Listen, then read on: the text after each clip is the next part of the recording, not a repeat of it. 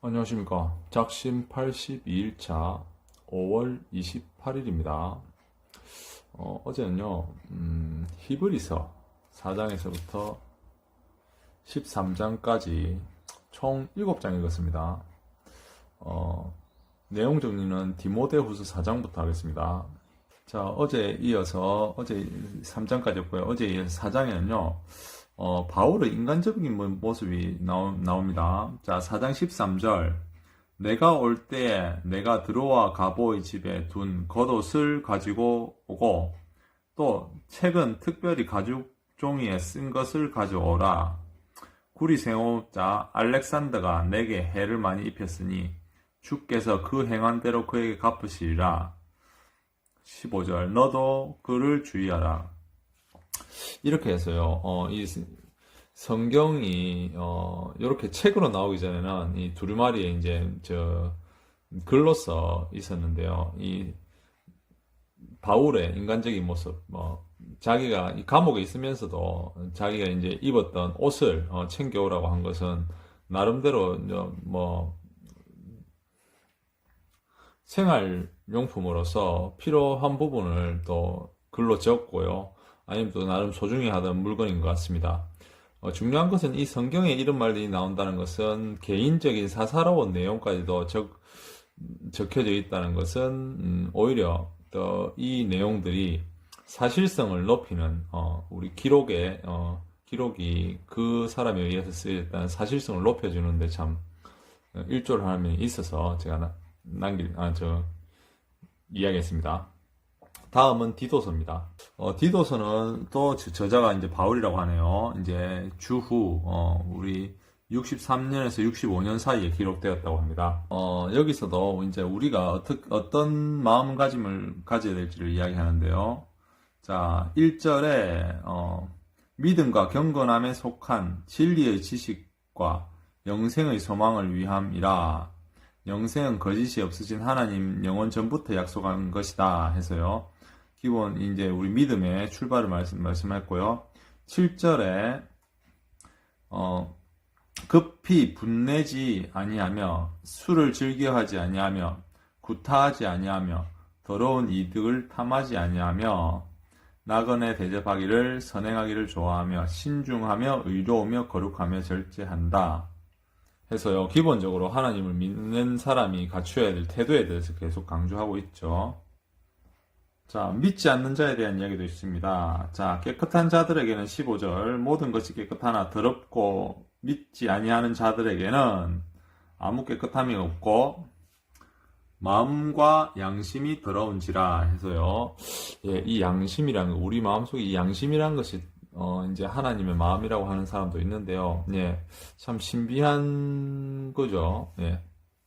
다음에 각자의 역할에 대해서도 나타나 있습니다. 늙은 남자로는 절제하며 2장 2절이죠. 절제하며 경건하며 신중하며 늙은 여자로는 행실이 거룩하며 모함하지 않으며 이런 게 있고요. 젊은 여자들은 남편과 자녀를 사랑하며 신중하며 순진하며 예전에는 이제 결혼이 빨랐으니까 이제 젊은 여자가 이제 남편이 있는 걸로 이제 적었죠. 요 사이하고는 조금 다른 면이고요. 6절에 젊은 남자들은 신중하도록 권면하고 범사에 내 자신의 선한 일을 본을 보이라. 8절에 바른 말을 하라. 범사에 순종하며 기뻐라. 훔치지 말라. 이런 말도 있습니다. 자, 그 다음에 3장 9절에는요. 어리석은 변론과 족보 이야기와 분쟁 율법에 대한 다툼은 피하라. 무익하고 헛되다. 한마디로 우리가 잘 모르는 이야기들 아니에요. 우리가 접하지 못했던 것을 이제 논쟁해봐야 의미가 없다는 겁니다. 그 다음 10절 이단에 속한 사람은 한두 번 훈계한 후에 멀리하라. 우리가 사입이나 아니면 헛되고 삿된 믿음에 빠져있는 사람을 억지로 예전에 제가 막 설득하려고 했거든요. 근데 그렇게 하지 말라는 거죠. 예. 그거 안 된다는 겁니다. 예. 우리도 이거 참 중요한 말 같습니다. 이단에 속한 사람은 한두 번 훈계한 후 멀리하라. 왜냐면, 그렇게, 누군가를 설득하다 보면요, 우리의 믿음이나 우리의 좋은 가치관이 무너지기도 합니다. 그 사람 상대방이 또 나름 무너뜨리려고 하거든요. 그래서, 아니다 싶은 사람은 안 만나는 게 좋겠죠. 빌레몬서는요, 한 장인데요. 이게 빌레몬이라는 사람이 아주 신실한 사람이라고 합니다. 근데, 10절에 오네시모가 노예인데요. 탈출해서요. 바울에게로 갑니다. 그래서 바울이 오네시모 용서해줘라. 그리고 네가 받아주고 같이 잘 지내야 되는 아주 중요한 사람이라는 걸 설득하는 이 내용입니다. 자, 보면 1장 10절에 갇힌 자 중에서 낳은 아들 오네시모를 위하여 내게 간구하노라 했고요. 12절 내게 그를 돌려보내니 그는 내 신복이다. 아주 중요한 사람이라는 거죠. 13절 너 대신 나를 섬기고자 하나. 14절 내 승낙 없이는 주인이니까요, 당연히 내가 바울이 아무것도 하기를 원하지 않노라. 너희서 난 일이 억지같이 되지 아니하므로 자의로 되게 너 판단에서 되게 하려고 하는 것이다. 16절에 종과 같이 노예처럼 대접하지 말고 사랑받는 형제로 두라 했죠. 예, 이 주인에게 이 노예가 도망친 노예를 이 사랑으로 대하라. 그리고 나의 중요한 신복이니까 잘 대해주라. 이렇게 참 부탁하기 어렵죠. 예. 성경이 제가 좀 이런 사소한 내용들도 성경에 올라오는 거 보면 참 신기합니다. 자, 다음은 히브리서인데요. 히브리서는 저자가 확실치 않다고 합니다. 예, 저도 어제 조금 읽었는데요. 근데 이 내용이 정말 글 쓴 사람이 성령의 감동으로 쓰지 않았을까 싶을 정도로 일반적인 사람의 생각과 사고로 쓰여지기 힘들다는 좀 깊이 있는 내용들인 것 같습니다. 한번 보겠습니다. 자, 1장 9절에 주는 의를 사랑하시고 불법을 미워하신다 했고요. 자, 11절에 그들은 멸망할 것이나 주 오직 영존할 것이 그것들은 다 옷과 같이 낡아지리라. 한마디로 주님 외에 이제 그 전의 것들은 다 지금 낡아진다는 것이죠. 주님 전에 온 율법들 이런 것은 이제 폐기가 된다는 겁니다. 그 다음에 3장에는요, 모세보다 훨씬 더 하신 분이 예수님이라고. 자, 3장 3절 그는 모세보다 더욱 영광받을 만한 것이며 마치 집 지은 자가 그 집보다 존귀함이라. 결국은 모세가 집이라는 거죠. 그리고 집을 지은 자는 하나님인데 모세라는 분을 이끌고 나오신 분이 하나님이잖아요. 그런데 그 하나님이 곧 예수님이라는 겁니다. 그래서 예수님이 집을 지은 자로 지금 딱 규정하고 있죠. 자, 6절에는요, 우리가 소망을 확신과 자랑을 끝까지 굳게 잡고 있으면 우리는 그의 집이라.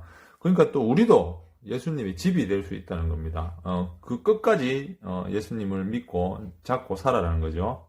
4장 7절에는요, 그의 음성을 듣기 전에 너희 마음을 완고하게 하지 마라. 듣거든 완고하게 하지 마라. 한마디로 이런 성경을 보거나 이런 말씀들을 들을 때는요, 우리의 고집을 너무 피우면 안 됩니다. 예, 그래서 제가 이야기했고요. 자, 5장에는요, 자, 왜 이제 이 히브리스가 신기하냐면요, 5장에는 멜기세덱이 나옵니다. 멜기세덱. 자, 5장 6절에 내가 영원한 멜기세덱의 반차를 따르는 제사장이라. 예수님이 영원한 멜기세덱의 반차거든요. 반차는 것은 뭐냐면은 족보 계통이라는 겁니다. 계통. 멜기세덱의 계통이 사람이다. 근데 멜기세덱은요,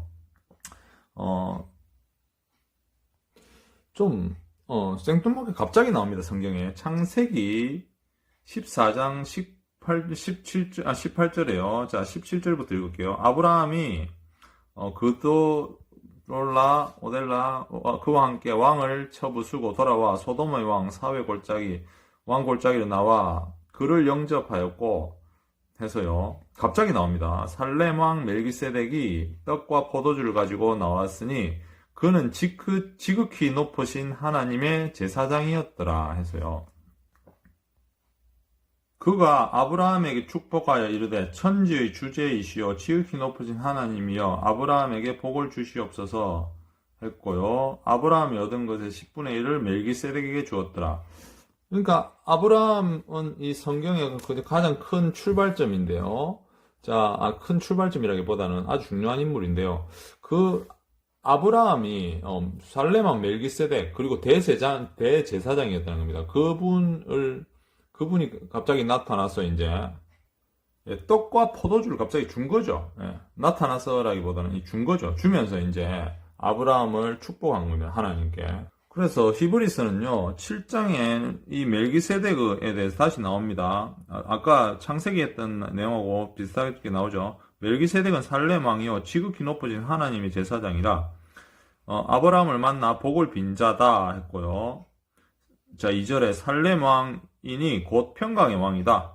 3절에 아버지도 없고 어머니도 없고 족보도 없고 시작한 날도 없고 생명의 끝도 없어 하나님의 아들과 닮아서 항상 제사장에 있느니라. 이 사람이 얼마나 높은가 생각해보라. 조상 아브라함도 노량물 중 10분의 1을 그에게 주었더라 해서요. 11조에 뭐 기원도 나오고요. 예수님과 같은 이런 이제 족보도 없고 이제 하나님의 아들과 닮았다라고 되어 있죠. 그리고 7장 6절에는요. 레위의 족보에 들지 아니한 멜기세덱이라 해서요. 이거 인간의 족보에 속하지 않는다는 겁니다. 5장 6절에 나오는 예수님이 멜기세덱의 반차에 따르는 제사장이라 해서요. 예수님은 멜기세덱 계통의 이제 하나님의 아들로서 이제 대제사장이고 인간적인 일반적인 계통으로 이 땅에 오신 분이 아니라는 것을 히브리서에 나타냅니다.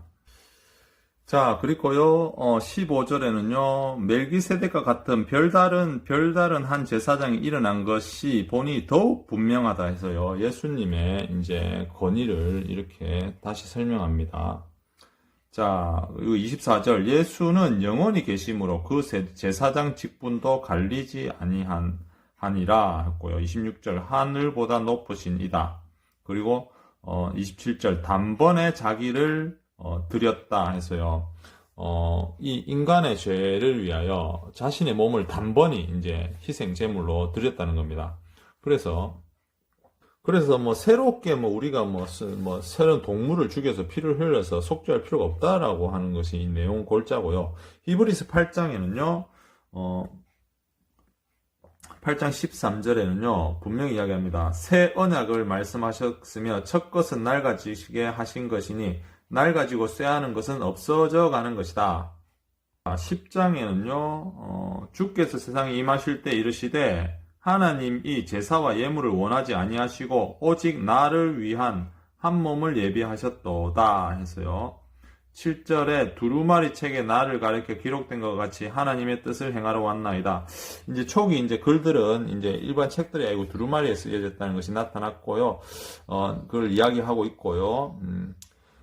예수님이 새 언약이니까 이제 하나님께서는 더 이상 제사나 제물을 원하시지 않는다는 것을 이렇게 히브리에서 신랄하게 이야기하는 것입니다. 뭐 우리가 한마디로 구약 전체의 전통이 폐기되는 거죠.